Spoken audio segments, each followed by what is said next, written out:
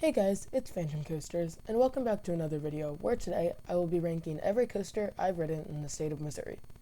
There are 27 credits in this state, and I have had the chance to ride 21 of them, so it's time to line them all up from worst to best. A quick disclaimer before we get started is that all of these rankings are my opinion. Sorry if you don't agree, and feel free to comment about it, but these are my personal thoughts. Beginning the list as my least favorite coaster in Missouri is Ninja at Six Flags St. Louis in Eureka. This ride is pretty much destined to be bad. It originally opened in Vancouver, British Columbia as Scream Machine at Expo 86. It was relocated to Six Flags in 1989 and has been operating since, unfortunately. But as if the relocation wasn't bad enough, Aerodynamics designed and started construction on the project, but fell into bankruptcy partway through. So of course, who but Vekoma swooped in and finished it up. Nowadays, the ride has a bad reputation among enthusiasts and an extremely low ridership for coaster lovers and GP alike. The ride itself has a boring and extremely rough layout, resulting in a painful head-bashing experience. Overall, this ride has a rocky history and an even rockier ride experience, resulting in it placing very low on this list. At number 20 is the Grand Exposition Coaster. I've talked a bit about this in a previous video, and there really isn't much to say about it, so I'm going to move straight to the next spot, which is going to be Boomerang at Worlds of Fun. While I found the clone at Six Flags St. Louis to be a decent ride, this one was very shaky and headache-inducing. If I ever were to go back to this park, I would definitely skip this one, because not only are there clones everywhere, but it's really just not an enjoyable ride. Fire in the Hole is going to be the next spot on this list, and similar to the Grand Exposition Coaster, I've talked about it before, but it's pretty rough on the drops and the theming isn't too impressive. Maybe it seemed better when it opened in 1972, but it doesn't live up to some of the higher coasters on this list nowadays. At 17, we have a controversial pick, and one that will more than likely move up next time I ride it, and this is Timberwolf at Worlds of Fun. This is a Dinwoody, and when I rode it, I was not impressed at all. It was very rough and shaky, and it even managed to make my wrist hurt for about 2 weeks after riding it. However, since then it has received a retracking on one of the turns by GCI, and some even now say that it is the best ride in the park. However, I have yet to ride it prior to the retracking, so for now it remains to me as a bad coaster and one deserving of a very low ranking. Thunderation and Aero Mine Train is going to be at 16. 2 years ago, I would have ranked this classic coaster much higher, but during my visit just over 2 weeks ago, it was a lot rougher and jerkier than I remembered. There is an intense moment, but it is overshadowed by the jackhammering on the turns. I would give it another ride at some point, but from my previous one, it just wasn't all too fun. Spinning Dragons is a Gerstlauer spinning coaster, and it is at 15th on this list. I don't really have any complaints about this ride, except that it's fairly boring. Even with a very unevenly weighted car, it barely spun, which made for a very boring time of gliding through turns at low speeds. I prefer its counterpart at Six Flags by a little bit, which is why it will be coming in one spot higher at 14.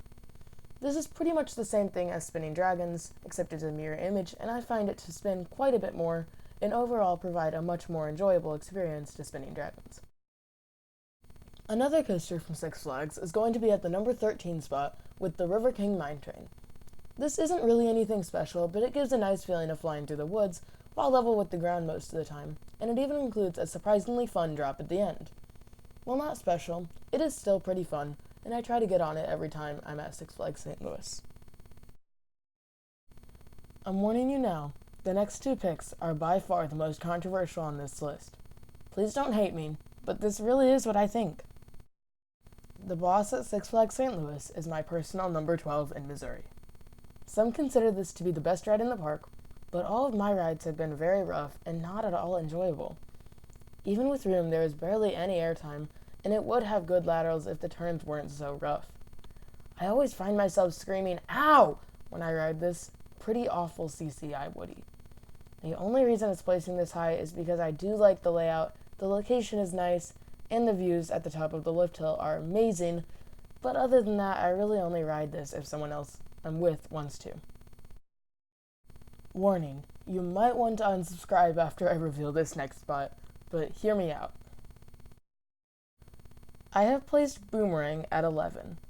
Yeah, I get the hate for boomerangs, and haha, boomerangs are trash, and all that, but I actually kind of enjoyed this one. The backwards lift hill and the first drop are both very fun. The cobra roll had no headbanging, and the entire ride was fairly smooth.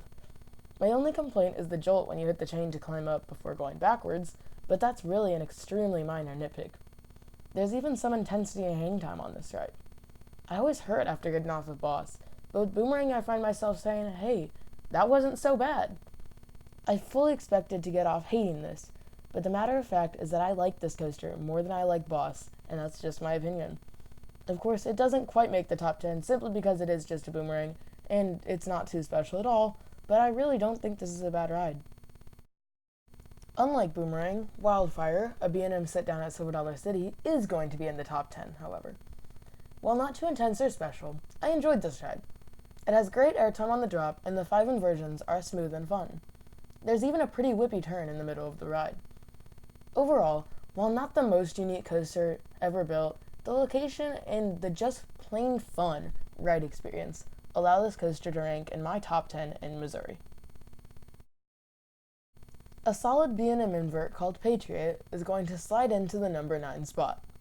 This American-themed ride features 4 inversions, and each of them is pretty fun, but really not too intense, which is a common theme for most of the elements on this coaster.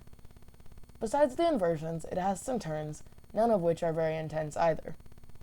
Altogether, these elements make up a pretty fun coaster, but not a super special, whippy, or really intense at all one. Number 8 will be Prowler, a GCI Woody. This is currently my favorite coaster at Worlds of Fun and features many pops of airtime and quick turns. Many people call Prowler the original version of Mystic Timbers, and without having ridden the latter, I can say that I understand that comparison. The airtime is pretty strong throughout the layout, and it even has some nice laterals. So with all these good things I'm mentioning, you're probably wondering why it isn't higher. The reason for this is because over the years, Prowler has become pretty rough, taking away from the experience. So despite all these things I love about the ride, it could be far better without the roughness experienced throughout the layout. A classic Woody is at the number 7 spot in Screamin' Eagle. This out-and-back PTC Woody opened in 1976, and when it did, it was the tallest, fastest, and longest roller coaster, and it would not be beat for 2 years. It is set far back in the trees of Six Flags St. Louis, resulting in an incredible night ride as well. The airtime isn't super strong on some hills, but the turns give some great laterals, and you can even feel positives at the bottoms of the drops when it is running well. Overall, Screamin' Eagle is an old coaster, but it still manages to live up to some of the newer coasters with some solid airtime and a fairly smooth ride experience. Arguably the most unique coaster on this list, Powder Keg, is what I have placed just outside of the top 5. This ride originally opened as Buzzsaw Falls in 1999 as a Premier Rides water coaster, but due to glitchy systems and high maintenance costs, S&S Sansei was called to turn the ride into an air-launched coaster. Nowadays, it is a very strange but a great ride. The track changes partway through the course to incorporate some of the original turns and the lift hill from the previous coaster. The launch is quite intense and the hills provide some solid airtime, while the turns are a little bit forceful. The only con I can find with this coaster is the restraints. It has the same style of restraints as the S&S Screamin' Swings, and they do dig into your hip bones a little bit, but that's a very minor nitpick and I can look past it to see that Powder Keg is a great ride. Starting off the really good rides in the top 5 is Batman, the Ride. This B&M invert has been cloned at parks all over the world many times, but it is arguably the best cloned ride ever.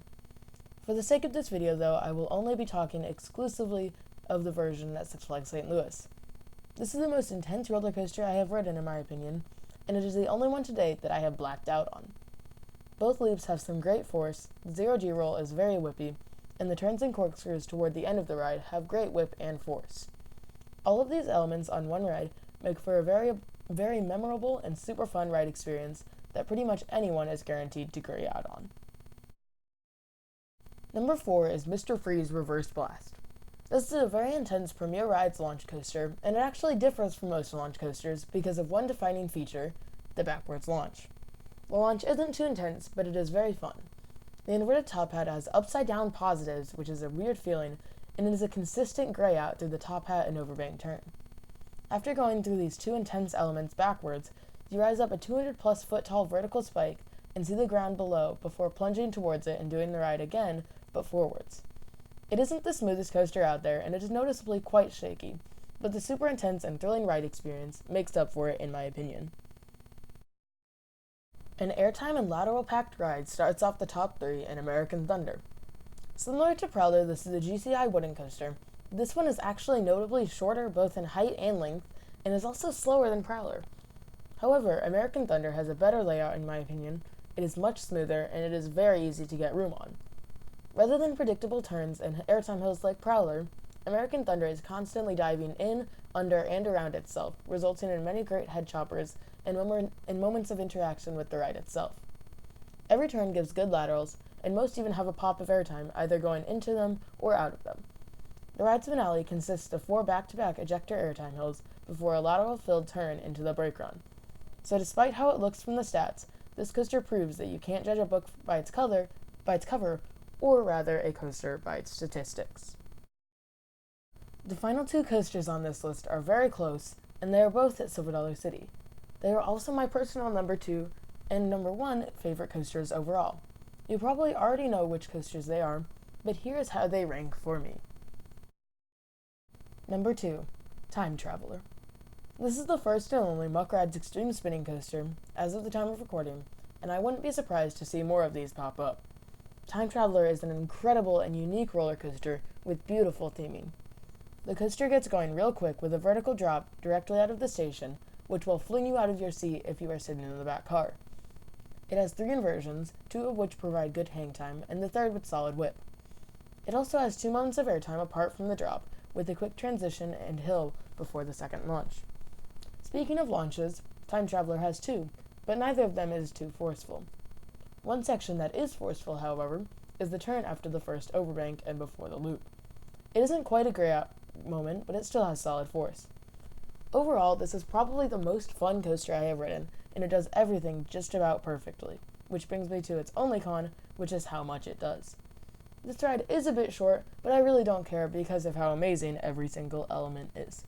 For all of these reasons, I have placed Time Traveler at the number 2 spot, but there is a coaster I rank above it, one that is more forceful and has stronger airtime, and more of it. This coaster is Outlaw Run. Outlaw Run is an incredible RMC topper track wooden coaster. From the moment you leave the chain lift to the final brake run, it is absolutely relentless. Every hill gives astounding ejector airtime, and each inversion has either hang time or whip. It is arguably the smoothest wooden coaster in Missouri, and undoubtedly the best. While not the most intense coaster in the world by any means, it still has some great force around some of the turns.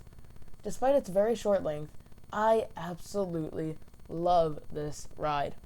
As I said before, it is my number 1 coaster, not only in Missouri, but overall, and I would happily marathon this beauty if ever given the chance. So everyone, that's going to do it for my ranking of every coaster that I've ridden in my home state of Missouri. If you enjoyed, please make sure to like, comment, and subscribe, and I will see all of you guys next time. Bye.